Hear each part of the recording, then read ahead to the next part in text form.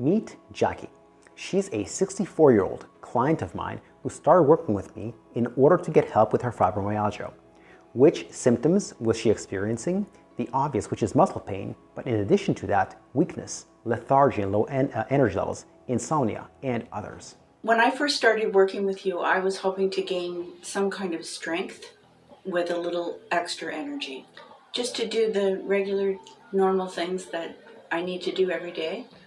Fast forward 11 weeks that we've been working together so far, and her success has been nothing short of monumental. Nowadays, she has so much energy some days that she doesn't know what to do with herself. She gets so much more done in her day, from the simple household things like laundry, shopping, playing with her cats, and more. And she likes how her legs and waist look now. And it's not even something she could have really imagined 11 weeks earlier. How does she do all that? That's exactly what we're going to cover in this video. But first, let's discuss how fibromyalgia was affecting Jacqui's life. Originally, she noticed that she wasn't herself when she was working at a very stressful job in the mid-1990s. She ended up going to her doctor, who diagnosed her with both fibromyalgia and, to go along with that, insomnia. She was actually a little bit lucky to get diagnosed with fibromyalgia in the mid-90s, because at that time, a lot of doctors didn't even believe that it existed. They thought at that time that it was just a person with depression who wanted some attention. I didn't have any energy. I was lethargic. I just stayed at home and didn't do much.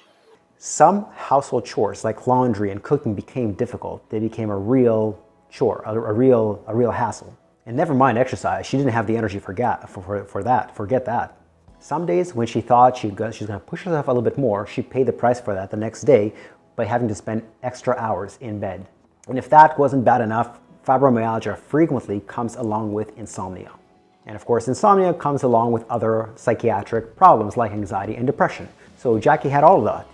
Fibromyalgia, anxiety, depression, and insomnia. Of course, Jacqui tried a lot of other things before coming to us to help her with her fibromyalgia. In her words, I tried every clinic you could imagine. I've been going to the pain clinic for 15 years. Right. And getting injections that is injected in the low back, and then it's a preventative measure so that my back will not go out. Got it. She's also tried medications, lots of them. She's tried everything from antidepressants to insomnia medications, and some even very heavy artillery medications for insomnia. She's tried different supplements. There was the typical ones like magnesium, melatonin, valerian root, and others, as well as some more exotic stuff that's really fringe. She's also tried changing her dietary habits, her sleep habits, but nothing really worked consistently, predictably, and to a really large extent. So after trying a bunch of things that didn't really work that well, maybe just a little bit, she decided to try something she's never tried before in any real capacity: exercise and personal training. Of course, as a fibromyalgia sufferer, she had a lot of doubts about exercise and personal training. One of those is, what if I can't do any exercise? What if I'm so sore I'm going to be in bed for days? I just don't know what to do once I'm in the gym. The only thing I've ever done is cardio. A treadmill is easy, you just step on and walk. Everything else, I don't know how to use it or what to do with it. Because of all those doubts, she figured out, why don't I just start the right way? Why don't I hire a professional to help me with this so I don't have to second guess myself and possibly even get hurt in the process? So she hired me. So let's talk about her exercise program. Before I dive into the program, let's talk broadly about what are the goals of exercise for somebody who has fibromyalgia. One is to improve strength so that daily activities become easier. Things like folding laundry, going up the stairs, moving furniture, those become easier. I always say life is easier when you're stronger. Another goal is to improve endurance. Why? This is important so that a fibromyalgia sufferer or patient can get more done in their day without feeling completely wiped out. Another goal is to decrease muscle pain and tender points. And finally, the third goal is more psychological, which is to change the way that they perceive physical exertion. So we got to work. Here were the fundamental exercises we used in her program. One is one-legged deadlifts. One-legged deadlifts work the muscles of the hamstrings, the glutes, and the lower back. The goal of these exercises is to carry over to life outside the gym. We frequently pick up things off the ground with one hand and one leg. For example, a golf ball, some laundry, other things, furniture. So these are all things that we can use one-legged deadlifts for. Another exercise we used was squats. Squats work the muscles of the quadriceps and the glutes, and as a real-life function, they make it easier to get off of things like chairs, toilets, couches, and so on. makes it easier to put up objects onto high covers, especially heavy objects. Things like soup cans, water bottles, even sacks of potatoes. We also had her doing seated rows, which work the muscles of the upper arms as well as the mid-back. A, that's good for posture. B, you ever try to open a door by pulling it, but it's a heavy door? Seated rows help with that kind of stuff. Another exercise we had her doing was incline push-ups. This exercise works the muscles of the chest, the front of the shoulder, and the back of the arm. And the goal of that is to make activities like mowing the lawn as well as pushing heavy snow easier. We also had Jacqui doing lat pull-downs. These target the muscles of the upper arms as well as the side of the back, named the lats. In addition to that, we did a lot of stuff for her core. A lot of people think that the core is just the abdominals, and those two terms are interchangeable. The abdominals are part of the core, but they're not the whole core. So we used exercises for the whole core, like the planks, side planks, back extensions, and so on. What they do is they strengthen and improve the endurance of the musculature of truly the core, not just the abdominals, and prevent the back from going out. But if you just read the exercises, you're missing the secret sauce of the exercise program, which is the progression model. That is the single most important variable. What you're really missing is the small workout by workout progressions that take Jacqui from where she was to where she became 11 weeks later. It is my opinion that no exercise program should be a static program. Every exercise program should be a dynamic, changing program as the body changes. It doesn't make sense to do the same kind of program 2 months later after you're no longer in the kind of shape you were 2 months ago. At the very end of each strength training workout, we also did 11 minutes of cardio. Why? We would warm up for about 2 minutes. A warm-up is just a progressive increase in speed or incline. Then we would do interval training. We would do 1 minute interval at a speed that would elicit a pulse of between 135 and 145 beats per minute. Now notice that I actually based it on Jacqui's pulse, not on a random speed or a random duration. You see, speed and duration are arbitrary. What we're really interested in is how that speed and duration affects your body. That's how you personalize things. The only way to know that is to look at pulse. So we want to use personal markers as opposed to impersonal markers like speed, incline, and duration.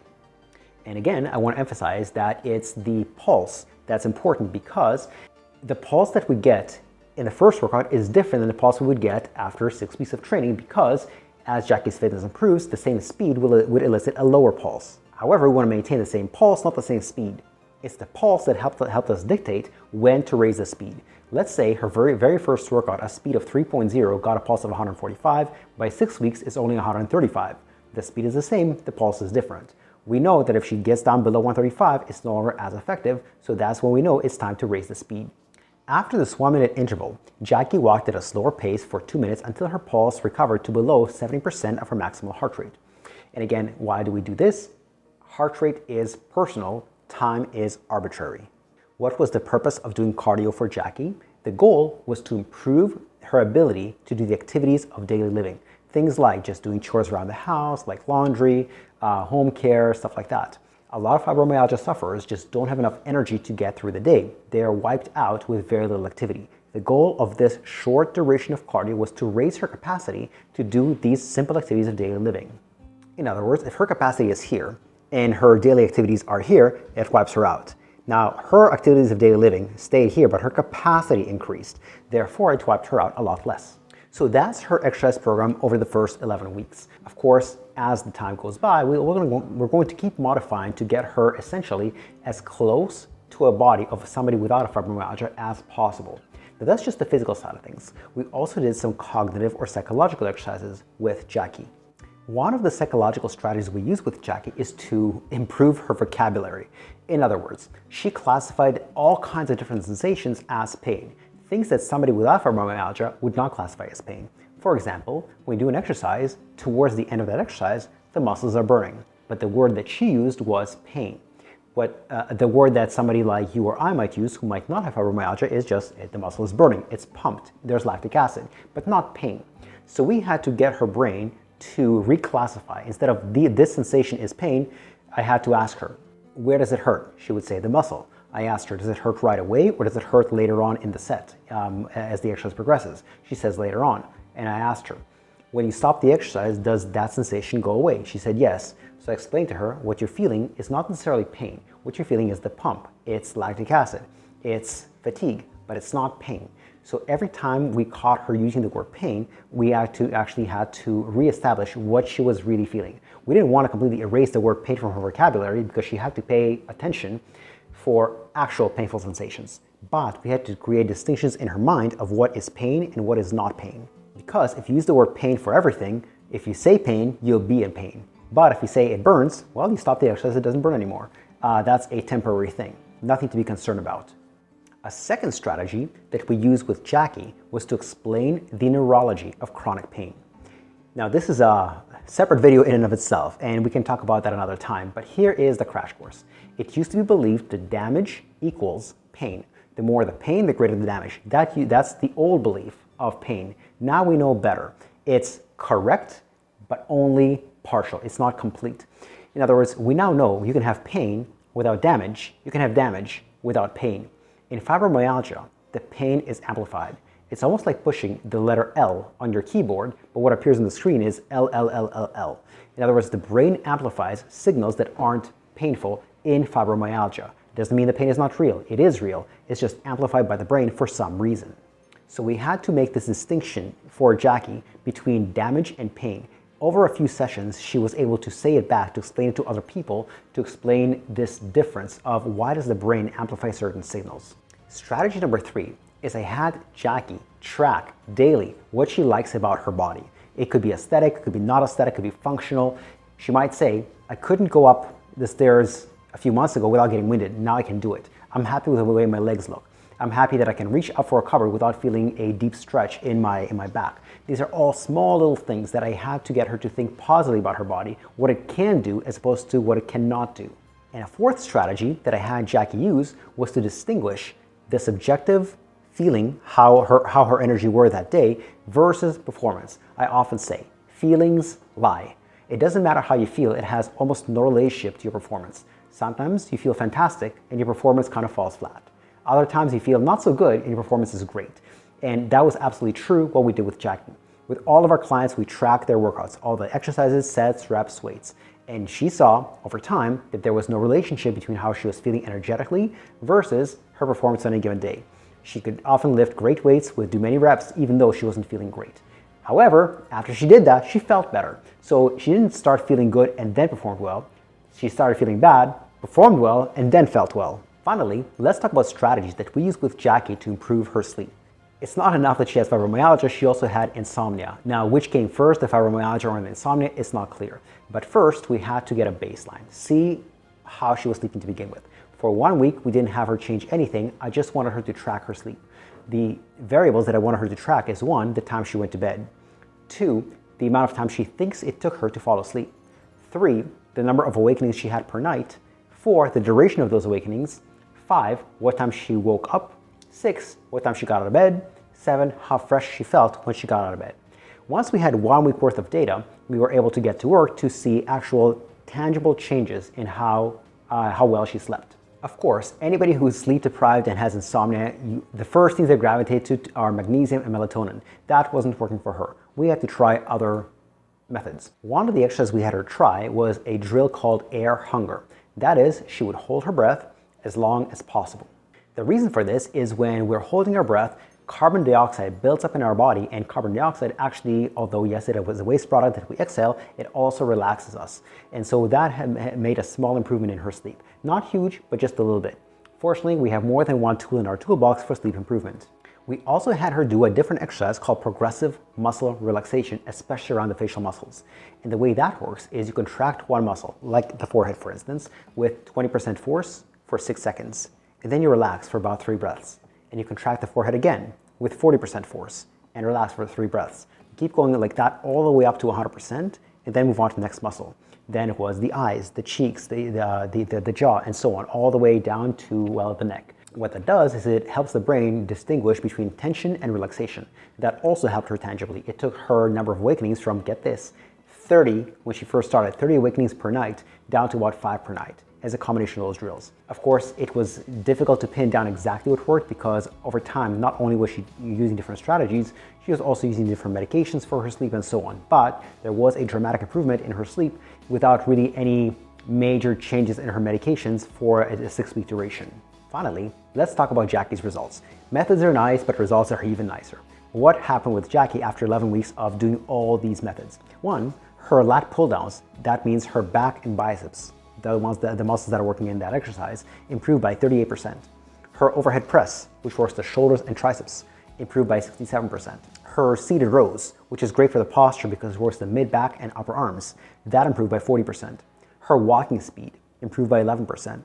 Her recovery between exercises improved substantially as well. Whereas before she might have needed 90 to 120 seconds in between exercises, eventually she only needed 40 to 60 seconds and she could get through them faster. How do all those results translate to her real life? Pretty impressively. 1, she's noticing and admiring the muscles. She likes the way her muscles look now. In her own words, well, my stomach is flat. I have a waist. My butt and my legs look great. Awesome. My arms are strong. Awesome. And I just feel so much better. Amazing. So much better than I ever thought I would feel. the doctor from the pain clinic that she's been going to for 15 or more years said she can switch from coming once a month to once every 3 months. That's powerful. She can do a full day of chores and feel fine at the end of the day. Laundry, housework, folding clothes, shopping, playing with her cats, she still has energy left over after all that. As Jacqui says in her own words, I'm just so glad that I did this. I look forward to coming, which is not me at all. You're a different person. her tender points, which are a hallmark of fibromyalgia, are no longer as tender as they used to be. She can walk A, longer, and B, faster. Before, if she walked for about 4 or 5 minutes, she'd feel intense pain in her buttocks. Now, not at all anymore. She can walk as long as possible and there's no more pain in her buttocks. And finally, she sleeps better. Yes, there's still room for improvement, but it's already way better than it used to be. If you want to improve your own fitness, especially if you have fibromyalgia or any similar condition, we can help. If you click on the link in the description below, that'll take you to a Google form that you can fill out, and all it'll do is it'll schedule a 10 to 15 minute Zoom call. It's complimentary, it's free, there's no obligation, no pressure, no sales pitch. It's just a short call to see what is your situation right now and can we help you get to where you want to be.